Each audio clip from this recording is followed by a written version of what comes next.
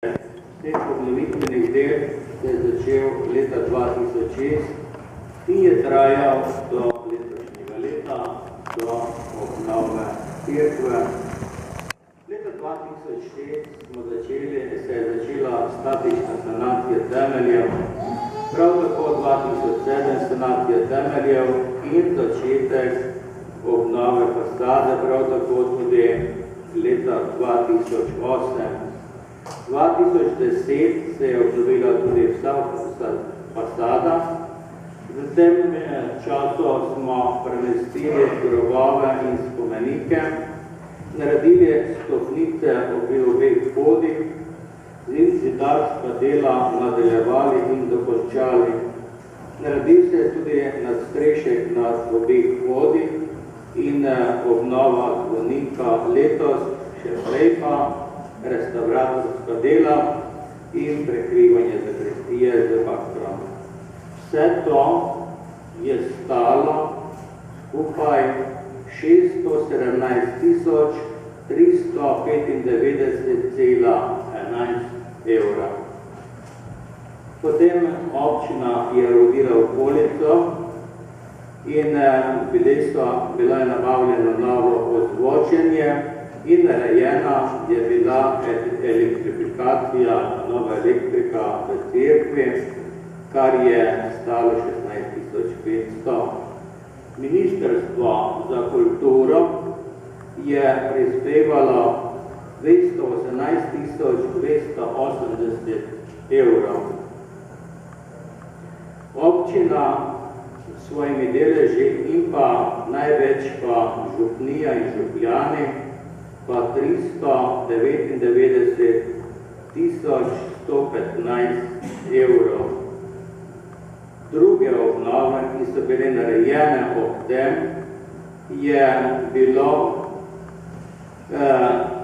obnova kapele Svete Ane, kjer so svoj delež prispevali župljani in pa občina s prostovoljnim delom.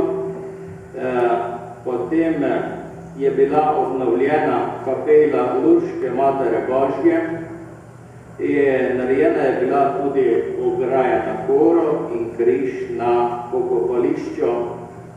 Tako da vsa številka ali celotna številka stega tam nekje do 754.000 evrov. S tem, da smo na štartu imeli 271.000 švicarskih frankov posojila. Moram danes, spoštovani gospodsko, vam in vam, dragi župljani, reči tole. Vsa dela, ki so bile narejena obnovitvena, so pokrita, kar pomeni plačana. Kar je bilo posojila vzetega, smo ga rešili. Veliki delež je prispevala škofija Celje,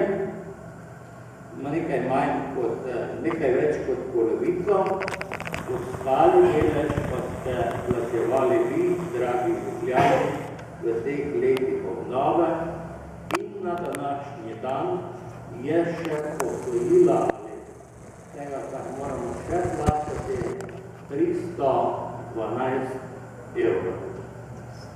Dragi gospod Škof, jaz sem zrekel zmeraj, da smo s pomočjo Božjih poranov in župljanov do današnjega dneva prišli ali smo na zeleni veji. Ob tem bi se rad zahvalil vsem, ko bomo deležni tega blagoslava. Vas, dragi gospod Škof, bi pa sedaj prosil, da blagoslovite naša prizadevanja in naše delo.